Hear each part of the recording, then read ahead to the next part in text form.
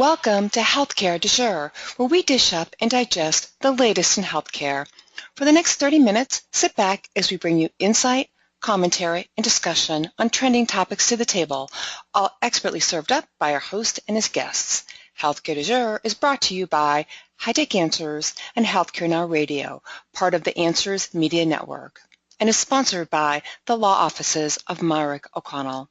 Now here is your host, Matt Fisher. Welcome back, and thank you for joining as we dive into the hottest topics in healthcare. I'm your host, Matt Fisher. On the menu today is Justin Everette, Vice President of Marketing at SolutionReach. Welcome, Justin. Hey, thanks, Matt. It's great to have you here today. But before we really dive into everything, could you just give everyone a little bit of an introduction to who you are and what you do? Yeah, sure, happy to. So again, I'm Justin Everette. I'm Vice President of Marketing at SolutionReach, and if you're unfamiliar with SolutionReach, we've been a leader in patient relationship management since the early 2000s. Our platform helps practices improve the patient-provider relationship with tools for all kinds of touch points. That's managing appointment reminders, scheduling recare, recall appointments, patient education, monitoring patient satisfaction. But aside from just those touch points, we also help practices grow with tools for marketing and online reputation. Yeah, and actually, kind of that last point that you just said, the online reputation is, I think, the key focus for us today. I think a lot of people have probably heard stories about reviews of physicians on various websites, and would like to be able to dive into that. So, kind of when you're thinking about reputation management and online reviews, what does that mean from your perspective? So we kind of think there's a bunch of areas to this, but one thing that I think is really important to get across when we're talking about online reviews is you've got two ways you can approach this. You can as a provider, you can just sort of sit back and let reviews happen organically and stay pretty removed from that. But that's really, in my opinion, that's really a gamble because you might get some reviews or you might not, and you may get more negative reviews than you want. Really, only a third of patients say they're likely to leave a review without being provoked or asked to do that. But if you'll be more upfront with it and more proactive in driving reviews and try to engage more, you can get more happy patients to do it. And many more patients say they'd leave a review if asked. But a couple of pieces, challenges that we run into here is two things.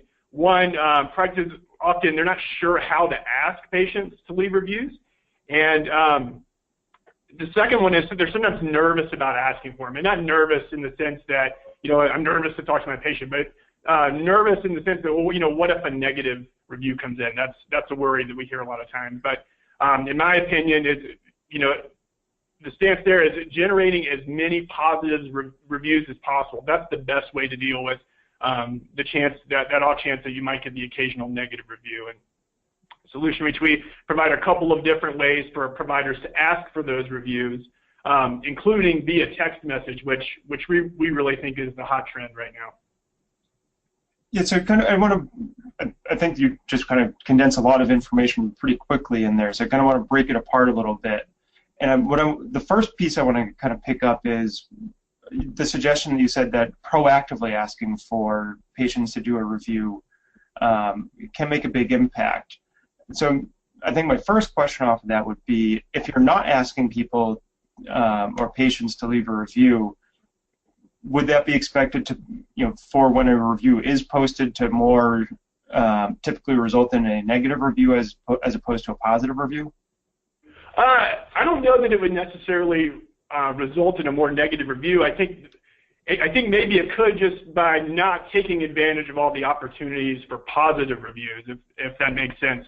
So if you'll go out and find those happy patients and be more active and engaged and ask for those, I think just by nature you're going to have a higher percentage of those be positive reviews when you're seeing those opportunities and then taking advantage of those on the spot. Right. It seems kind of maybe to tap into the fact that the only news that seems to get reported is the bad news, and the good news gets left to the side because everyone wants to focus on those bad events. That's right, but for every bad event, how many positive events and how many great experiences are happening and taking place out there, and being able to capture and encourage patients to express those is super important.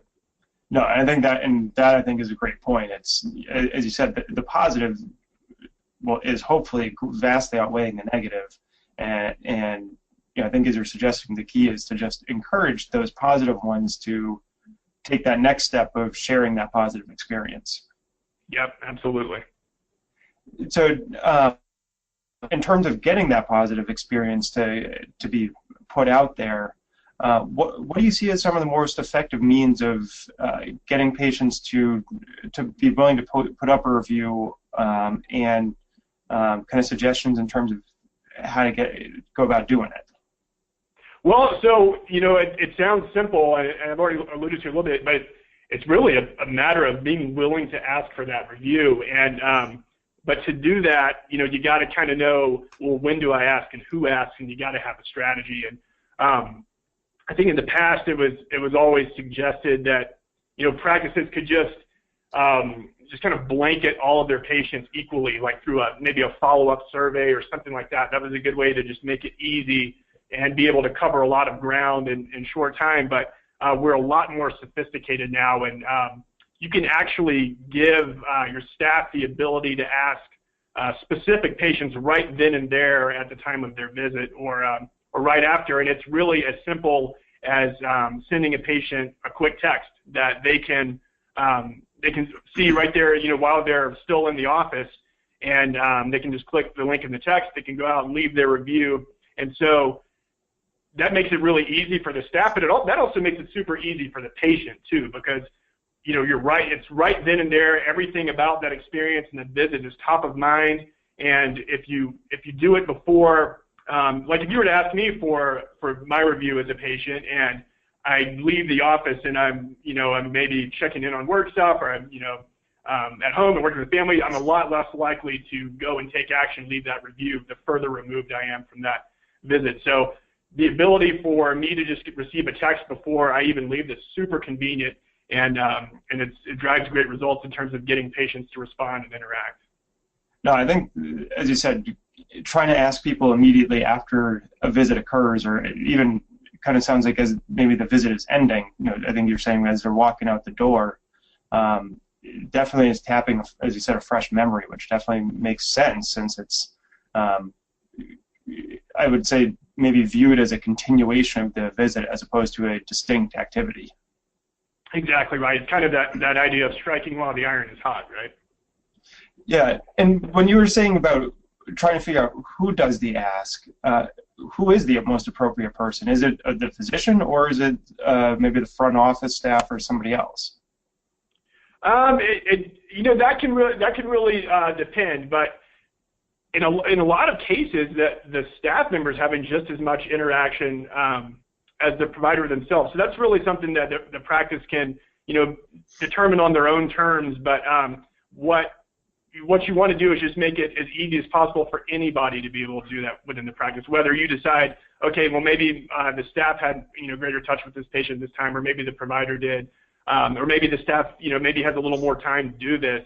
That certainly can be taken into consideration too. So I wouldn't say that's a one-size-fits-all kind of approach you would take there. It's really dependent on how the practice prefers to handle that. Yeah, no, that's fair enough. As we all know, there's very few things in life that are one-size-fit-all. That's right, absolutely.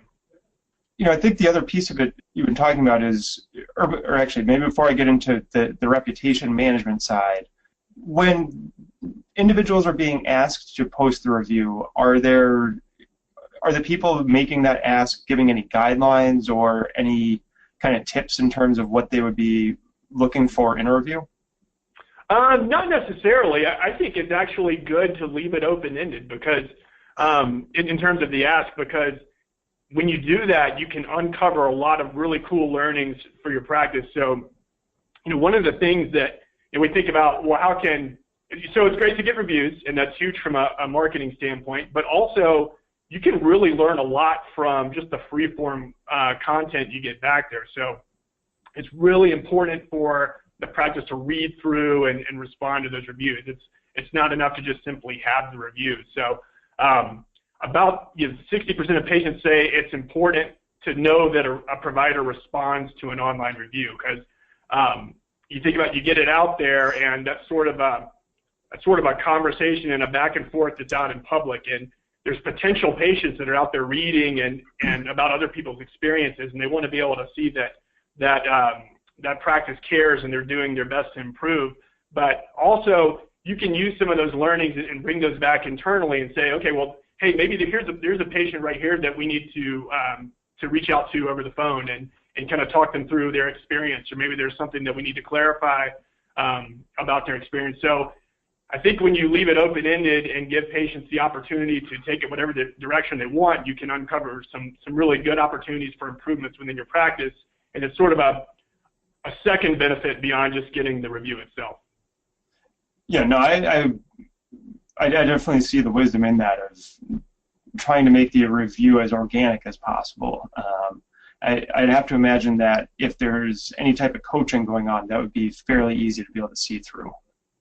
Yeah, absolutely. And I think when you see that, a lot of times in reviews you're going to see it's really not about the care that the provider delivered there. It's really patients wanting just to talk about their experience with the practice overall. So, talking about how they were treated, the friendliness of the staff, how long they waited, how easy it was to communicate with the office. And at SolutionReach, we released a study in June where we surveyed 2,000 patients across 4 different specialties, and just asking them about how many have recently switched healthcare providers in the last 2 or 3 years, how many are planning to switch providers, and then once we got a feel for that, the question was then, well, why?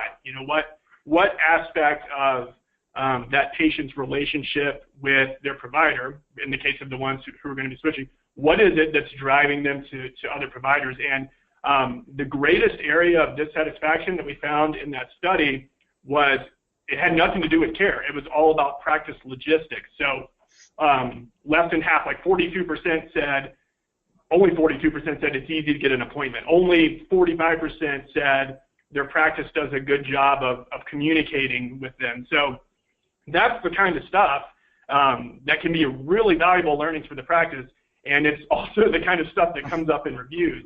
So it's interesting. Those are the things that are causing patients to want to leave and seek greener pastures, and it's the same stuff that shows up in reviews, which is really interesting. Right. And for those of you who are just joining us, I'm talking to Justin Everette from SolutionReach, referring to the survey that you did. I think you were saying the results showed that it was more of the administrative kind of logistical things that people were finding a lot of issues with. So that's right. What are the best ways that the practices can actually be able to take those types of comments and learn from them? So again, it's grabbing those reviews and so on one side, making sure you're responding to the review and acknowledging that comment to strengthen the relationship with that one individual patient. But then it's you can come up with cool ways to aggregate some of that information, bring it back, share that with the staff, and use that for coaching. And it's not, it's important to point out, it's not just negative comments that you could come back and share with your staff, but also if you're looking to motivate your staff, if you're looking for opportunities to highlight success stories with the staff, this stuff is perfect for that. You're going to get lots of positive comments, and it's a great way to reinforce positive behavior and serve as a motivator just internally within the team. Yeah, actually, that is a pretty helpful point, because I think people would tend to focus on the negative ones without thinking to bring the positive ones to attention too, to be able to recognize where people have been, frankly, knocking it out of the park, or doing something that is helping to build that positive image of the practice. Absolutely. But kind of going back to one of the other points you're making, which clearly is part of why you'd want the review, is so you can respond to it. What's your advice to people when you're talking with them about how to respond to a review? So how to respond to a review. So I think there are kind of some pitfalls here, some things that you can't do, and some things that you really just kind of shouldn't do that aren't best practices. But I think one of the worst things you can do with an online review is to be defensive, and that's hard to do. We're proud of the work we do, and it can be hard not to take a negative review personally. But when you get one, you don't want to respond with a sort of a quick, heated, or a defensive reply. I think the best approach there is just to take a step back, give yourself a little bit of time to think through the criticism, and then go back and respond to the patient.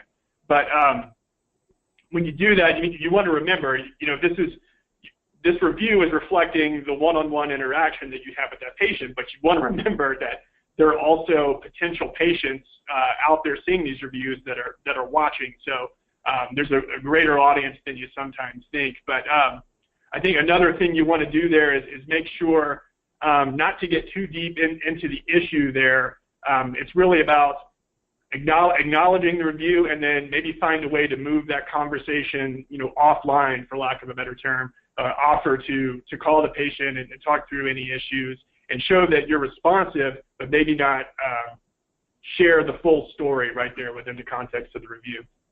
Then also, there's sometimes healthcare practices have a hard time with online reviews because they have to be careful about HIPAA regulations. So where that comes into play is you got to be careful not to discuss the specifics of a visit, or even really confirm if the person who wrote the review is a patient or not. So before you respond to any review, you just want to keep in mind not to disclose any PHI or any confidential information like that.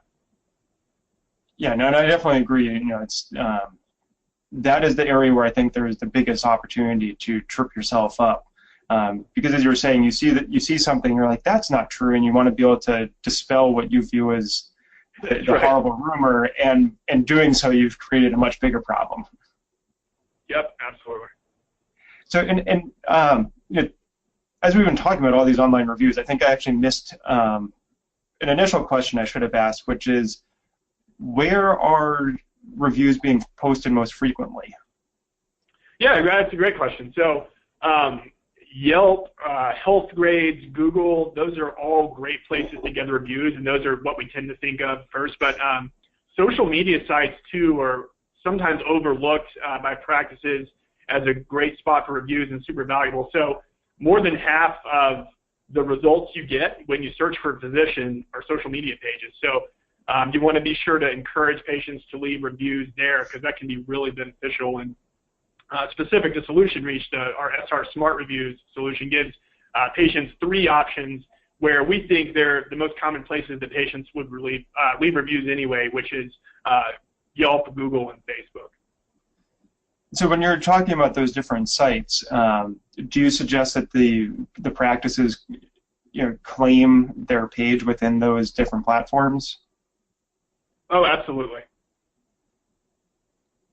And could you kind of describe what that process is? So I have a feeling, probably for most of us who are out there, we'll go onto Yelp or someplace, and every once in a while it'll say, if you're this business owner, claim it, because you're going to look up for a review or something, but I'm not sure the mechanics are well known.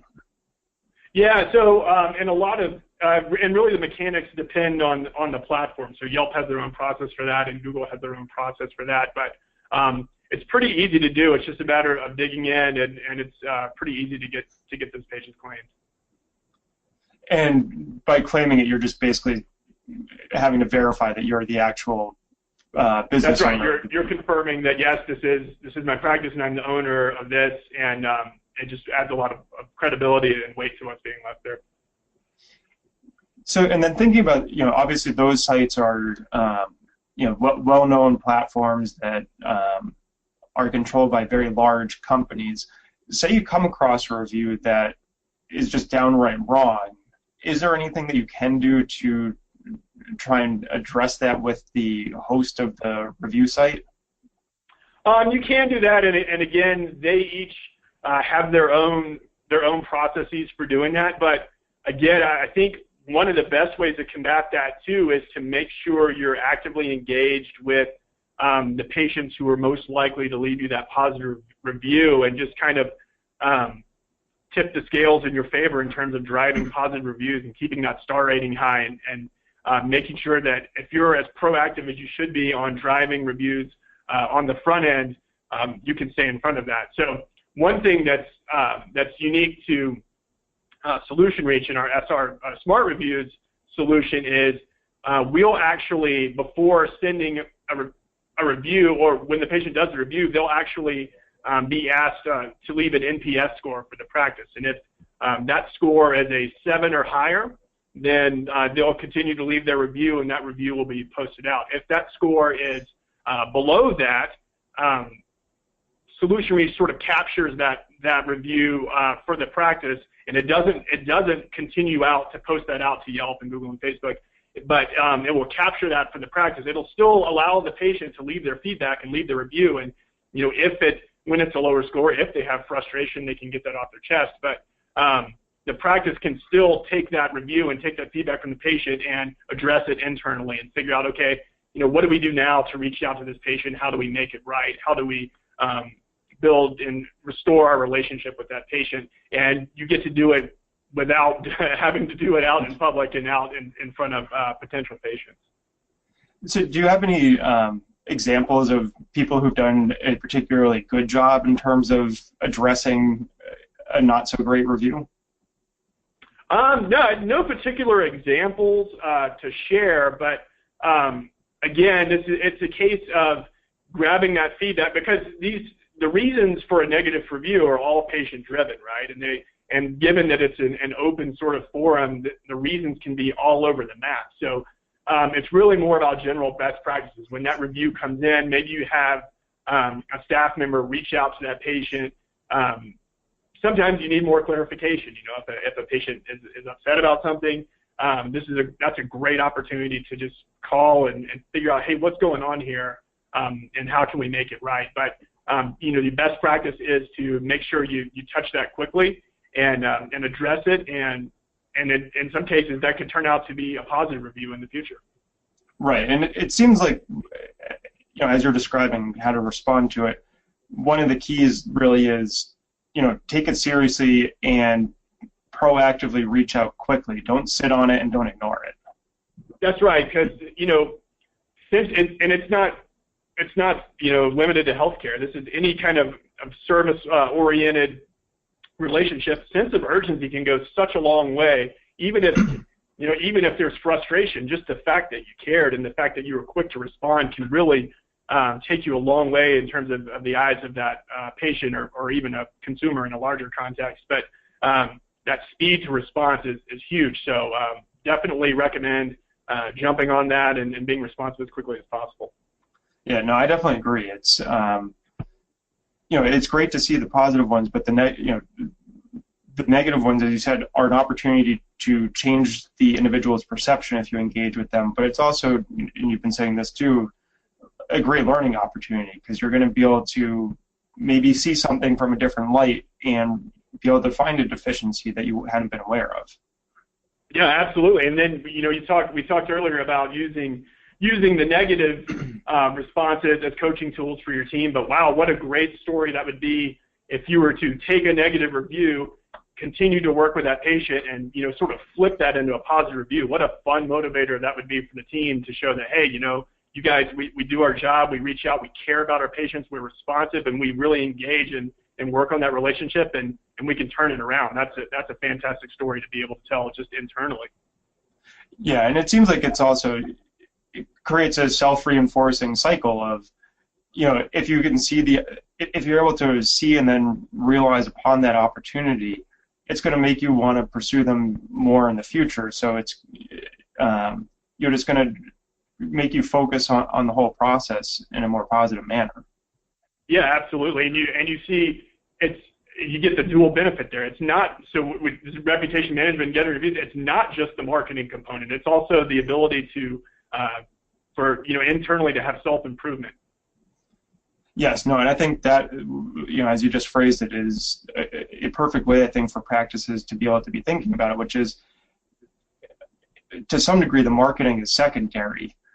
Because if you're able to improve your practice, that good marketing is just going to flow out of it because your reputation will continue to grow and expand in a good direction. That's right, and then the marketing benefit sort of happens organically because you're earning the positive comments that are coming in from your patients for sure. So, and actually thinking about that, as you just said, earning the positive comments, do you see that once you start encouraging a certain threshold of not positive, just a certain threshold of reviews, that all of a sudden it starts to become self-driven by patients because others will see the reviews out there and then they'll start posting without any type of encouragement? That certainly makes sense, and I don't know if we've seen that, but what you do see is when it starts to happen, I think you see staff become more comfortable with making that ask from the get-go and being more confident and saying, okay, well, I can ask this patient to review me because people are doing it and I'm seeing it and it works and in a lot of cases it reflects positively on me. So I can't speak to that from the patient point of view, but I think from the staff end, there is a momentum factor that comes into play when they see that it's working and they see that patients are willing to share a positive experience. All you have to do is ask them. Yes, no, it's I agree. It's probably difficult at this point to be able to figure it out from the patient perspective because it still feels like it's in terms of online reviews when it comes to physicians and medical practices, we're still very much in the infancy as compared to probably the general consumer environment. They are, but they're super important because 77% of patients online reviews are where they're going. That's their first step when they're looking for a provider. And I read a study the other day, and it was like 9 out of 10 patients say that they trust that online review more than even like a personal recommendation from a friend or a family member. So it's not only are they out there when they're searching for providers, not only are they out there reading the reviews, but they're actually, it's not just like nice to know. It's not just helpful information for a patient. They're actually taking action on what they read just solely around online reviews. Yeah, no, and that is a fantastic point, and unfortunately a great one to end on because believe it or not, we're already out of time. Oh, wow. So, Justin, thank you for a great and very fast-paced conversation today. Yeah, thank you, Matt. Thanks for the opportunity to be here. And thank you to everyone for listening. Keep the dialogue going and connect with me at #HCDEJURE. I'm Matt Fisher. Until next time.